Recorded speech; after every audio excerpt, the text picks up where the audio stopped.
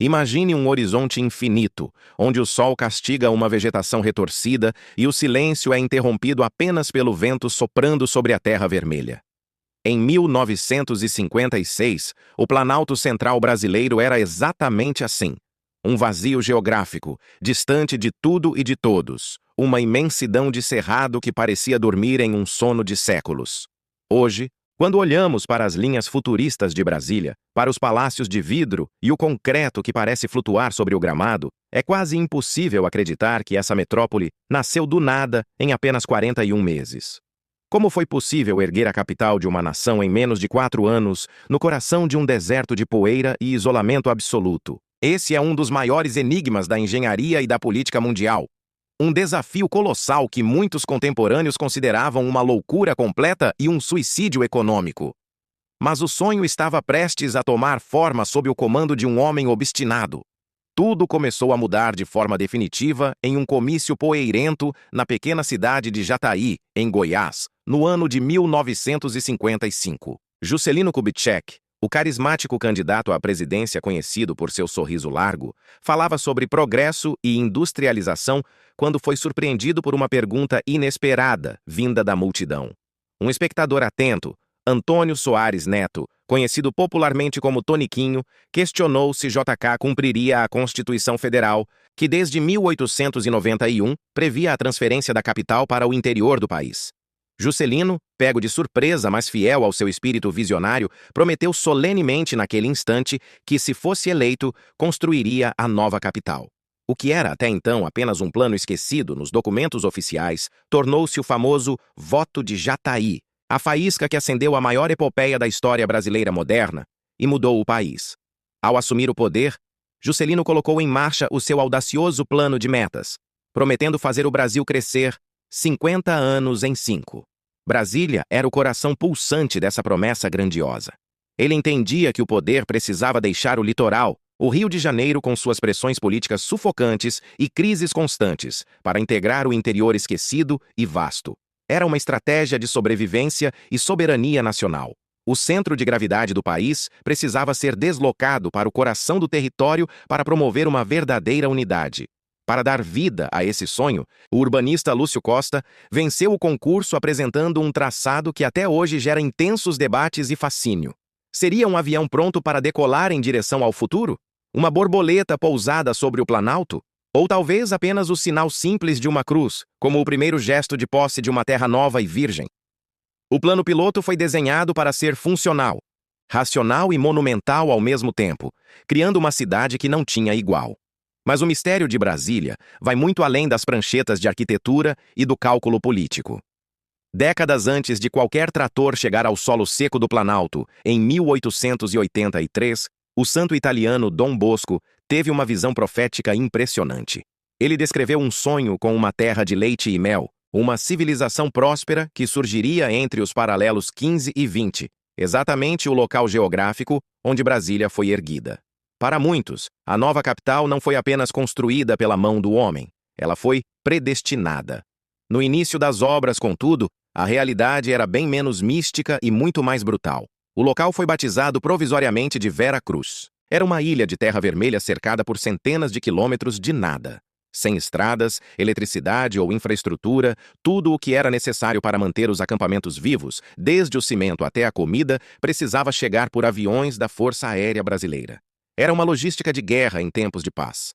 O isolamento era total, e a poeira onipresente cobria tudo. Essa mudança de eixo não foi apenas geográfica, mas uma transformação profunda na alma do brasileiro, que decidia finalmente ocupar o seu próprio território totalmente. Antes de continuarmos, inscreva-se no canal e nos conte nos comentários de onde você está assistindo. Esse sonho de concreto e utopia estava apenas começando a desafiar a lógica do que era considerado possível para o Brasil. Embora a promessa de Juscelino Kubitschek parecesse um impulso repentino aos olhos dos céticos ferrenhos, a semente de Brasília já havia sido plantada décadas antes, em um solo fértil composto por expedições científicas e antigos sonhos republicanos. No final do século XIX, a histórica missão Cruz, liderada pelo astrônomo belga Louis Ferdinand Cruz, Percorreu o vasto Planalto Central em condições extremas de sobrevivência para demarcar o célebre quadrilátero que deveria abrigar a futura sede do governo federal. Aqueles exploradores enfrentaram o isolamento geográfico absoluto para provar que a mudança para o interior não era um simples delírio de grandeza, mas uma necessidade estratégica fundamentada em dados sobre o clima ameno e a hidrografia generosa. Esse desejo antigo de interiorização nacional finalmente encontrou no carisma de JK o motor político necessário para transformar o papel em realidade. Para erguer tal monumento ao futuro, foi necessário reunir o que muitos chamam de verdadeiro Dream Team do modernismo brasileiro. Oscar Niemeyer, o arquiteto que desafiava as leis da física e da gravidade, trazia sua obsessão quase poética pelas curvas de concreto armado. Ele rejeitava a rigidez da linha reta, buscando nas formas sinuosas das montanhas brasileiras e no desenho das nuvens a inspiração para palácios que hoje parecem flutuar sobre o gramado do eixo monumental. Ao seu lado, Lúcio Costa exercia o papel de urbanista humanista, desenhando as superquadras com o propósito inovador de criar uma cidade, onde o pedestre fosse o protagonista e a convivência comunitária fosse estimulada por amplas áreas verdes preservadas.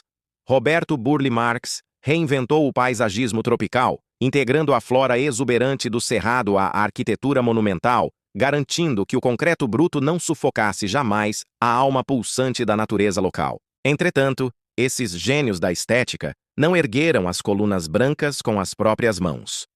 Essa tarefa titânica coube aos candangos, milhares de trabalhadores anônimos, vindos principalmente das regiões mais secas do Nordeste e das vilas do estado de Goiás. Eles eram a força vital de Brasília, operários trabalhando incansavelmente em turnos ininterruptos, sob um sol escaldante durante o dia e um frio que cortava a pele durante as madrugadas silenciosas do cerrado. Esses homens viviam em acampamentos improvisados e rudimentares, onde a mística terra vermelha, que todos chamavam de poeirão, impregnava-se nos pulmões, nas roupas e nos sonhos mais profundos de quem ali estava. A logística de construção assemelhava-se a uma operação militar de guerra.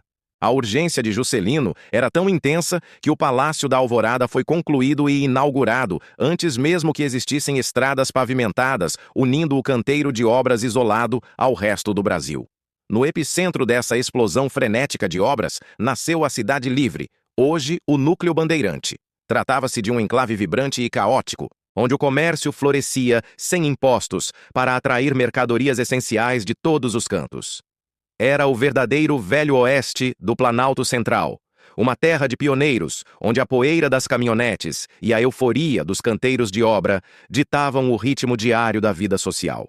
O governo federal prometera que aquela ocupação urbana seria apenas temporária e demolida após a inauguração, mas a vitalidade da Cidade Livre recusou-se a desaparecer, tornando-se o primeiro símbolo das profundas contradições sociais que a nova capital enfrentaria.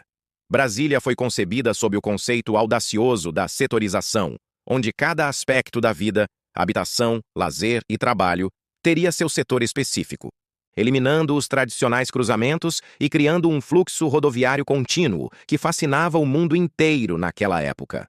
O plano era criar um experimento social em escala monumental, uma utopia de pedra e vidro no coração do Brasil.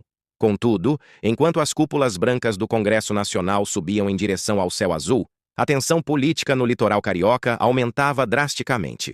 Políticos e burocratas resistiam à ideia de abandonar a sofisticação do Rio de Janeiro pelo vazio geográfico do Planalto Central. Mas a determinação de JK permaneceu absoluta e inabalável.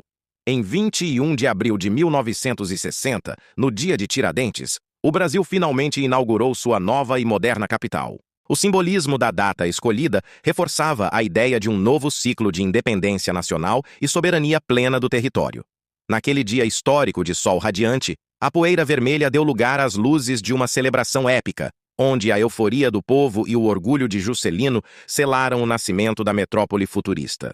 Brasília estava enfim entregue à nação, mas os desafios de habitar essa imensa utopia de concreto estavam apenas começando a se revelar para as futuras gerações de brasileiros. Passada a euforia das luzes da inauguração, Brasília acordou para o seu primeiro dia como a capital oficial de uma nação em plena transformação. O choque da realidade não tardou a se manifestar assim que os primeiros comboios de funcionários públicos e políticos começaram a ocupar os apartamentos funcionais das superquadras.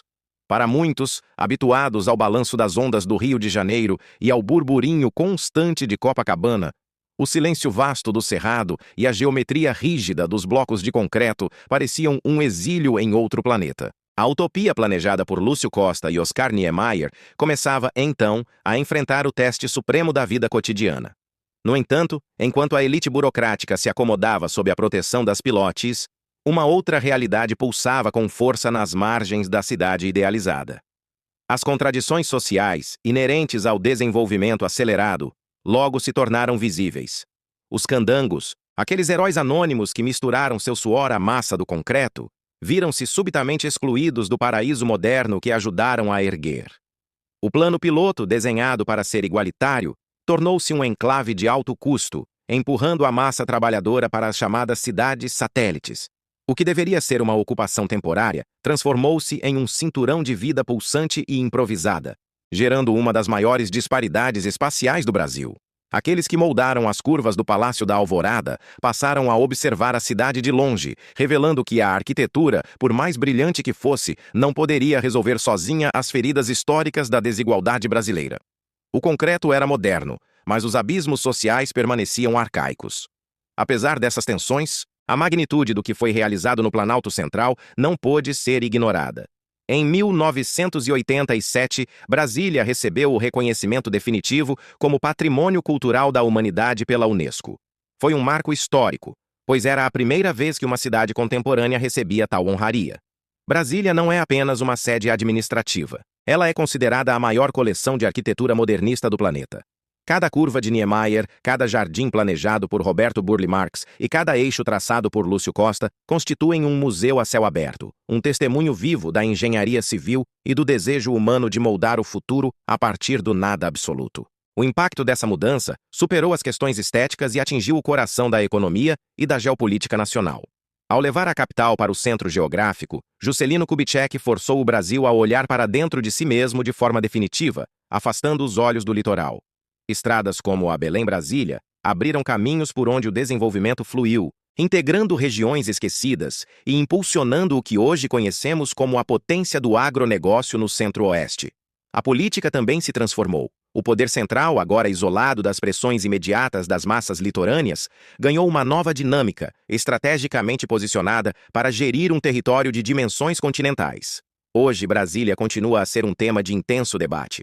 Para alguns, é um monumento de concreto frio. Para outros, é um organismo vivo, cujas artérias largas e céu infinito oferecem uma qualidade de vida única.